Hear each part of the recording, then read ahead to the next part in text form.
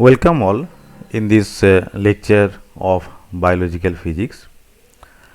This lecture is the continuation of my earlier lectures regarding the application of statistical mechanics in some specific biological problems.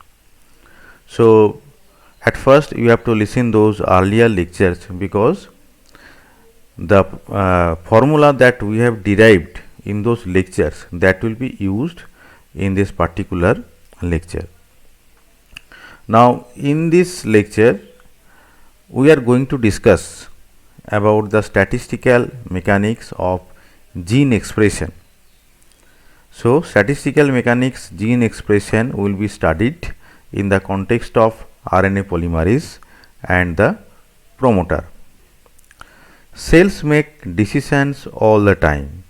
One of the key manifestations of cellular decision making is the expression of different genes at different places, at different times and to different extents. Now, we already discussed about the problem of central dogma, that is the replication, transcription and translation. I will request the viewers to go through that lecture again, because we are going to use our particular statistical model that we are continuing in our earlier lectures. That statistical model will be used in this particular situation, that is the central dogma. One of the most important examples of genetic control is that of transcriptional regulation. So, if you have clearly understood the situation of central dogma, then there is a process, that is a transcription process, and there is some genetic control. So, how I am saying that is it is a genetic control which refers to the decision making about whether or not an mRNA molecule will be made. So, this regulation or control refers to the decision making process. Which decision? Whether or not an mRNA molecule will be made. So, that is a particular decision making process in this particular example, that is central dogma. In particular, there are molecules known as transcription factors that serve to either summon or forbid RNA polymerase from binding in the vicinity of a given promoter. So, transcription factors here plays the role that whether or not the RNA polymerase will be bound to a given promoter. A simple model of gene expression is to consider the probability of RNA polymerase binding at the promoter. So, this model, a simple model of gene expression, we can consider the probability of RNA polymerase binding at the promoter, that is whether or not RNA polymerase will be bound to the promoter. So, this is what is known as the simple model of gene expression. We begin with the cellular decision of whether or not a messenger RNA molecule for a given gene of interest will be made. That is, we begin by mapping the problem of gene expression onto the simpler sub-problem of transcriptional regulation. So, this problem, that is whether or not an mRNA molecule will be produced, that problem can be simplified. However, we go further yet. In particular, we replace the question of how much mRNA has been produced with the even simpler question of whether or not the promoter associated with the gene of interest is occupied by RNA polymerase. So, this problem, that is whether mRNA will be produced or not, that problem can be treated in a simpler way. So we can ask that whether or not the promoter associated with the gene of interest is occupied by RNA polymerase or not. Because you see, if you have clearly understood the transcription process, then I think you have noted that this is the DNA, and in the DNA there is some specific sites which are known as the promoter site, and at those promoter sites RNA polymerase bound to those sites, and after the binding process the mRNA is synthesized. You see this particular chain, this is the mRNA chain. So mRNA is synthesized, this is the mRNA. Now this mRNA then goes to the ribosome, and then a polypeptide chain is synthesized. So this polypeptide chain actually ultimately transformed to the protein. So this is the brief description of the central dogma. Now you see, mRNA will be produced only when RNA polymerase will be bound to a specific promoter site, and at that time this mRNA will be synthesized. So synthesis of mRNA depends on the binding of the RNA polymerase to a specific promoter site. So that is why we are replacing the situation in this way, that is, whether or not mRNA will be synthesized, that will depend that whether or not the promoter associated with the gene of interest is occupied by the RNA polymerase. So if the gene is occupied by the RNA polymerase, then mRNA will be synthesized, otherwise will not be synthesized. Now a promoter region is like this. In this, you carefully look at this figure. If this is the DNA, now a particular portion of the DNA is known as the gene. You see, by gene we are referring starting from this portion towards the other portion. So this particular portion is known as gene, and this is the overall DNA, and this shaded zone is the promoter site, and you see that RNA polymerase that is bound on the promoter site. So promoter site is occupied by the RNA polymerase. The promoter is the site where the RNA polymerase binds just before the transcription start site for the gene of interest. So if this is the region corresponding to the gene, then what happens actually, this RNA polymerase binds just before the start site of the gene. So this is the starting portion of the gene, so that will be the promoter region. So this is what about the geography of the promoter region in a particular DNA.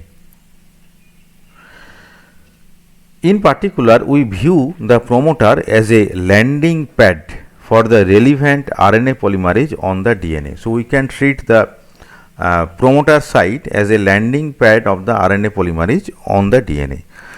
Transcription refers to the process that begins once the polymerase has escaped the promoter and starts to move along the gene of interest, resulting in an mRNA molecule. So how mRNA molecules are synthesized, although we have described it earlier, but the point is that the mRNA will be synthesized when this RNA polymerase will start to move. So at first RNA polymerase that will bound to the promoter site, and then what will happen, this RNA polymerase will start moving on this particular gene portion, and at that time mRNA will be synthesized. You see this figure. So mRNA will be synthesized when the RNA polymerase has escaped the promoter region and starts to move along the gene of interest, resulting in an mRNA molecule. So this is what about the transcription process. In our simple picture of transcription, we replace the complexity of the entire pathway linking DNA and its protein product with a simpler equilibrium question of whether or not the promoter of the gene of interest is occupied. So our question is that whether or not a promoter region is occupied or not. With this treatment, we can simplify our problem and we can apply our statistical model that we are continuing in the earlier lectures. Of course, in embarking on such a calculation, we must at some point argue for why this strategy is physically reasonable. In particular, it is reasonable to suppose that the question of probability of RNA polymerase binding at the promoter is a surrogate for the question of how much RNA, mRNA there is at a given instant. So, as we are replacing our question, so our approach is a valid approach. Further, to what extent are we justified in pretending that the system is in equilibrium? That is, we can apply our statistical model only when the system is in equilibrium, and we consider that the equilibrium assumption is valid. There is several logics for that, but we are not going to discuss those logics in detail, but we will assume the system is in equilibrium so that we can apply our statistical model. Now, most cellular RNA polymerase molecules are bound to DNA. We have to keep in mind that is most of the cellular RNA polymerase molecules are bound to the DNA. There are an enormous number of sites. It may be promoter site or it may be non-specific site. So, promoter sites are those where RNA polymerase is attached just before the gene, and it starts moving along the gene and produce an mRNA. So, that particular portion is the promoter region, but apart from the promoter region, there are several non-specific sites. Non-specific means those are not promoter site. Therefore, we can call them as non-specific sites to which RNA polymerase molecules can bind. In addition, some of those polymerase molecules might not be bound to DNA at all. That is, some RNA polymerase molecules might not be bound to DNA at all, but rather could be diffusing freely in solution. However, a number of lines of experimental evidence, such as the examination of RNA polymerase content of DNA-free mini cells, bacteria that lack a copy of the genome as a result of its mother cell dividing near one of its poles. So, that cells we are considering, and we are calling them as DNA-free mini cells. So, the examination of RNA polymerase content in DNA-free mini cells reveal that the vast majority of the 1000 or so RNA polymerase molecules present in E. coli are actually bound to the DNA. So, most of the RNA polymerase molecules will be bound to the DNA. We make the simplifying assumption that all RNA polymerase molecules are bound to DNA and there is no free RNA polymerase molecules. And we will examine the competition between the non-specific sites and the promoter sites. So, why there is a competition? Because RNA polymerase molecules can be attached to either promoter site or the non-specific sites. So, there is a competition between those sites. Those sites means promoter sites and the non-specific sites. Competition in the sense that is in which position RNA polymerase will be attached. In particular, we examine how the presence of these competitor sites determines the probability of bare RNA polymerase, that is in the absence of any regulatory protein binding. In order to assess this particular competition between the non-specific sites and the promoter itself, we must first examine the partition function for the capital P number of RNA polymerase molecules when they are distributed amongst the non-specific sites. So, in the previous lectures, we have estimated the partition function for a two-state problem. We have already introduced the two-state problem in which there are only two states. That is, we discussed the problem in terms of the ligand and the receptor, and the two states were discussed in this way, that whether or not the ligand will be bound to the receptor. So in this case also, this problem is like a two-state problem, that is whether or not the RNA polymerase will be bound to the promoter. So here RNA polymerase, that can be assumed as the ligands, and the promoter can be assumed as a receptor, so that we can apply our same statistical model that we have developed during the study of the ligand receptor problem. So now you assume, that is, there are total capital P number of RNA polymerase molecules, and you just recall that in the ligand receptor problem we have assumed, that is, there are total number of capital L number of ligands. Now you just look at figure 6.9, so that you can understand more clearly regarding this two-state problem. So this is the figure of the DNA. This is the figure of the DNA, and you see there is some red zones there. These red zones are actually the promoter region where RNA polymerase can be attached, and the other portions are the non-specific sites. Those sites are not specific, that is, RNA polymerase can be attached to any of those non-specific sites. So you see in this particular figure that some RNA polymerase are attached to the promoter region, and some of the RNA polymerase are attached to the non-specific region. Now you see, we are assuming, that is, there are total capital NS number of non-specific sites. These molecules can be bound, these RNA polymerase molecules can be bound at any of the capital N, and in suffix we have written NS, means non-specific. So there are total capital N NS number of non-specific sites in which RNA polymerase can be distributed.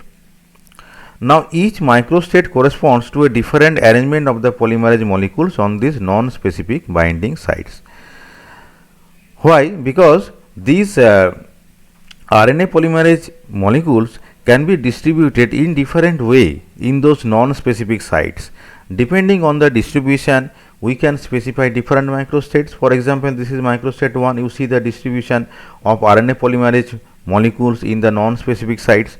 Now this arrangement differs from this and this arrangement. So all these arrangements are for different microstates for the system. Now there are total n number of boxes, n, and in suffix we have written ns to indicate the number of non-specific sites.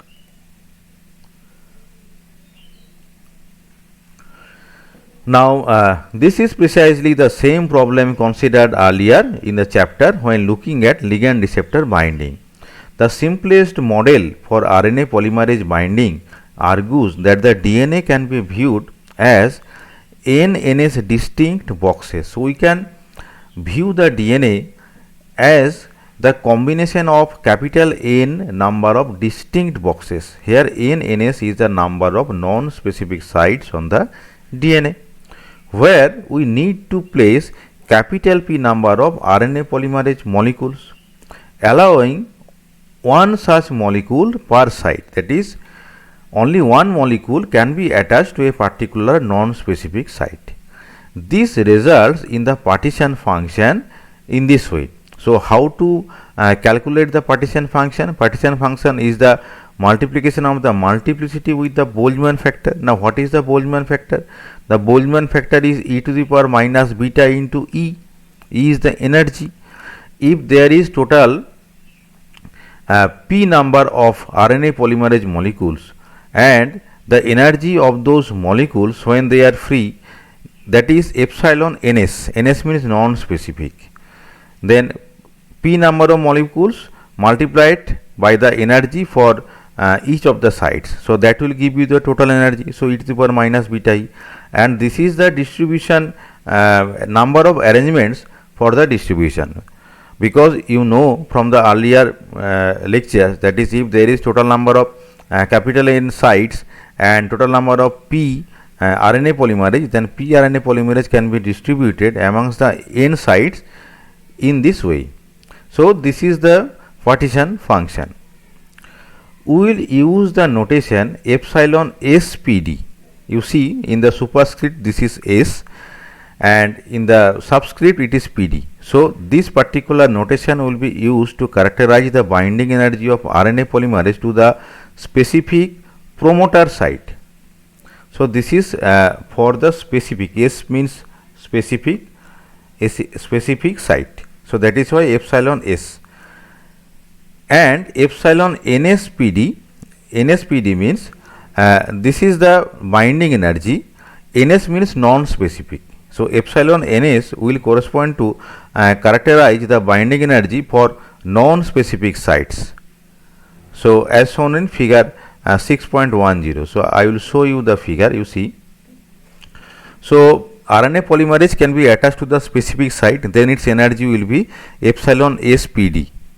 And when it will be attached to the non-specific site, then its energy will be epsilon NSPD. So two different kind of energies are there.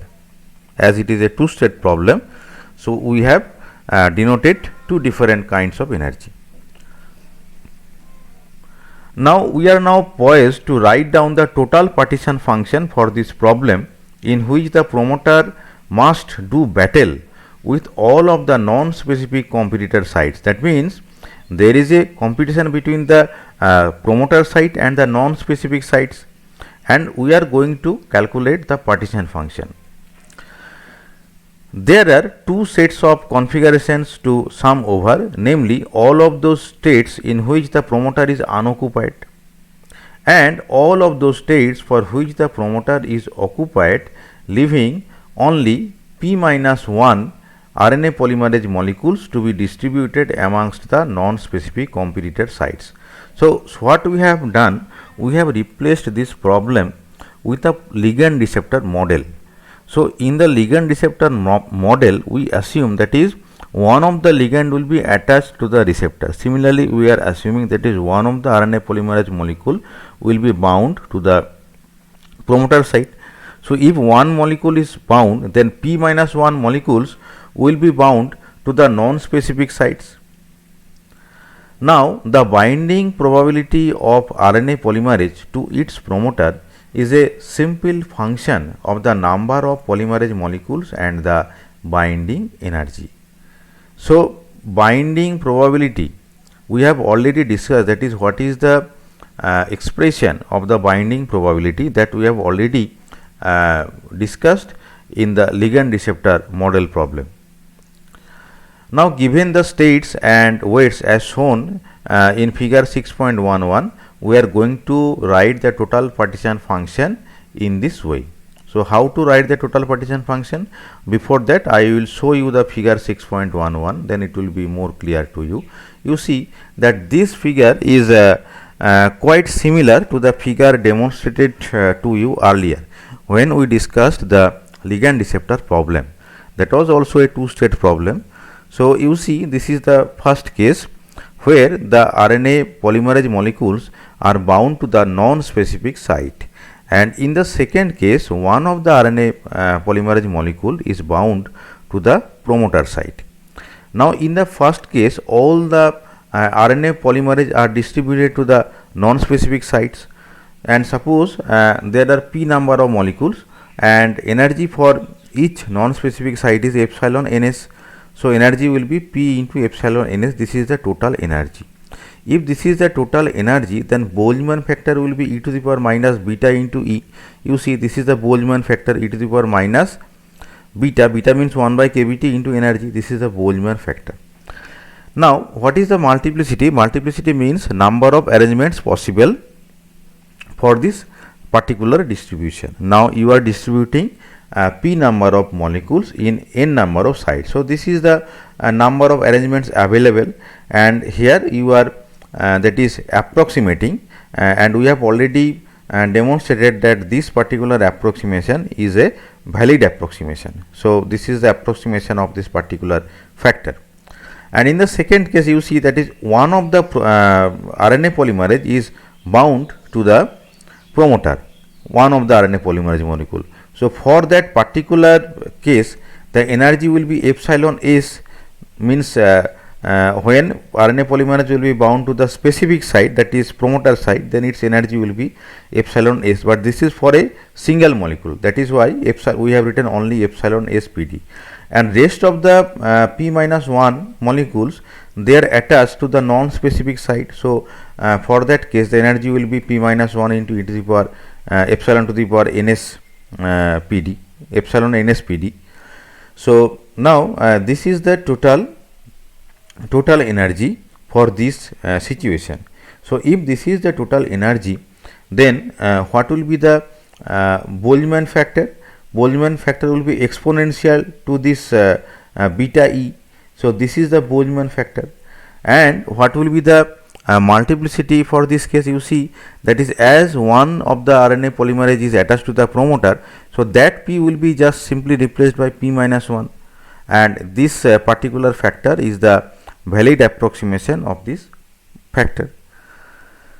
So now you see that the total partition function, if you consider the total partition function, so total partition function we can write in this way, that is P comma n. P is the total number of molecules, RNA polymerase molecule, n is the total number of site. That we can write in this way, that is ZNS. NS means non-specific. So partition function that corresponds to the case when the RNA polymerase molecules are on the non-specific site. So that partition function we are referring as ZNS, plus ZNS we are writing in this way, that is P minus 1 comma NNS e to the power minus beta into E. So this particular partition function is for when no RNA polymerase is on the promoter, and this particular partition function is for that case when one RNA polymerase is on the promoter. Now this particular expression that we have written, this is in the context of the expression of the partition function that we have derived during our discussion on the ligand receptor problem. I will request the viewers to go through that ligand receptor model clearly, because same formula we are going to use here. We will not derive those, we are just using those formulas. So that expression of the partition function was already derived. Now to find the probability that RNA polymerase is bound to the promoter of interest, we have to find a ratio. So what ratio? We find the ratio of the weights of the configurations for which the RNA polymerase is bound to its promoter to the weights associated with all the configurations. So this approach is exactly similar to the approach which we have adopted in the case of ligand receptor problem, and we are just using the same expression of the probability distribution, exactly same expression of the probability distribution, just notations has been changed.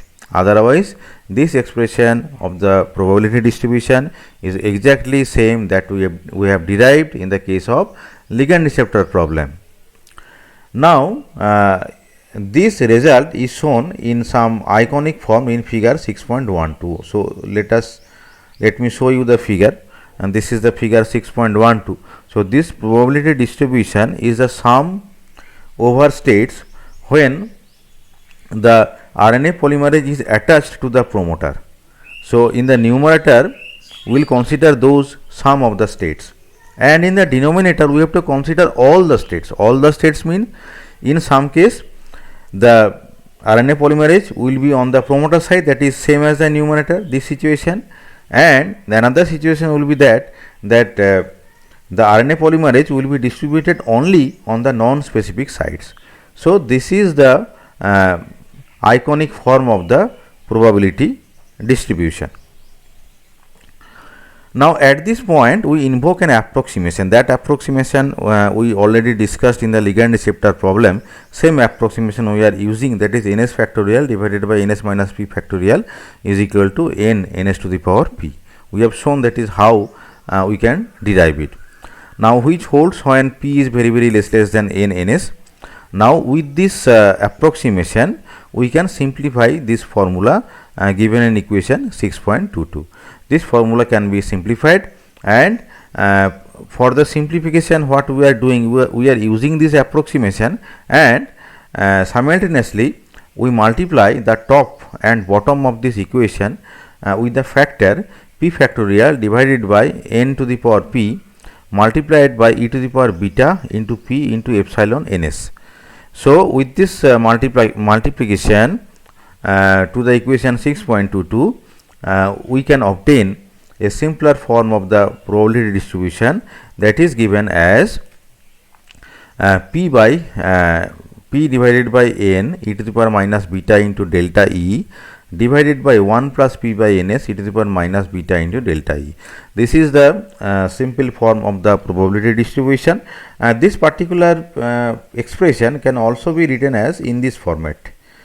If we multiply, if we divide the expression, that is the numerator and the denominator, with this particular numerator value, then you can obtain this expression. So both expression can be used to denote the probability distribution. Now you see that one factor, that is delta E, is used here. So what is delta E?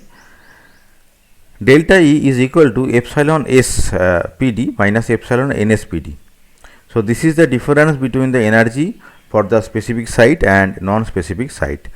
This particular formula can be reinterpreted in terms of a model that has only two states, namely promoter occupied by the RNA polymerase and promoter unoccupied. Now the unoccupied state of the promoter has weight 1, while the occupied state has weight this one, p by ns e to the power minus beta delta. Why we are saying this? Because you see from this formula you see the expression of the denominator. The denominator is a partition function. Partition function means you have to consider both unbound state and bound state. So this expression for the bound state, and the numerator is also for the bound state, and this is 1. So what we have to say, that is 1, this weight is for the unbound state and this particular weight is for the bound state. So the problem has been reduced in a two-state problem. Once again, it is the energy difference delta E that matters rather than the absolute value of any of the particular binding energy, because you see in the ultimate formula that we have derived, in the right hand side there is delta E. So this factor and this whole expression is governed by the expression of the delta E. So delta E is the important rather than the absolute values of the energy in specific and non-specific sites. Furthermore, the difference between a strong promoter and a weak promoter can be considered as equivalent to a difference in delta E. So strong promoter and weak promoter, that is strong promoter means that is its strength to attract the RNA polymerase. So that strength of the promoter can be considered as equivalent to the difference in delta E.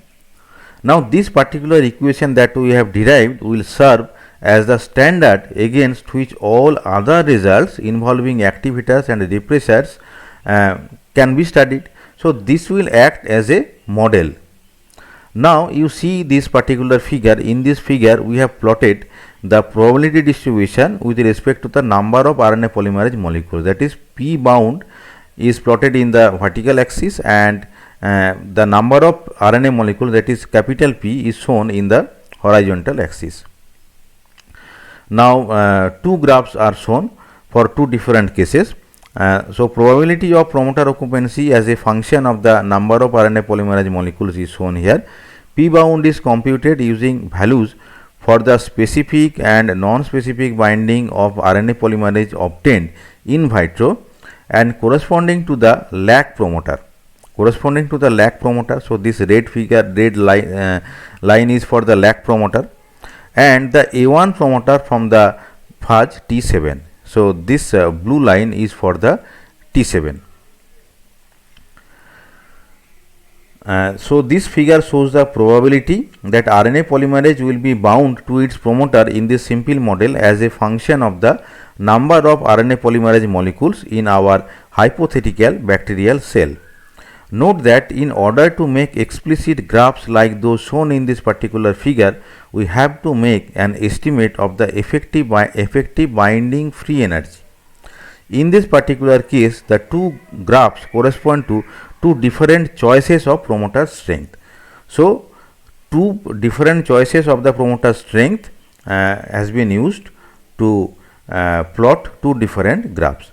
How to compute these binding energies, that will be explained later, but in this particular cases we consider a promoter in equali for which we estimate delta E is equal to minus 2.9 kVt. That is in the first case, lac P1 case. The second case corresponds to the promoter associated with bacteriophage T7 with a promoter strength characterized by delta E is equal to minus 8.1 kVt. Both these estimates can be made based on in vitro measurements. Now you see, as the values of delta E are different, the graphs are also different. So this difference in the graph shows that the P bound, that is probability of the RNA polymerase that is bound to the promoter site, will depend on the delta E. What is delta E? Delta E is the difference of energy between the specific sites and non-specific sites. So the probability will mainly govern by the value of the delta E rather than the absolute value of the specific site and non-specific sites. So I hope you have understood this particular topic of this discussion, and the content of the lecture has been taken from the textbook Physical Biology of the Cell, written by Rob Phillips and others, and I will request the viewers that please go through this textbook for further understanding, and I also thank you for listening this lecture.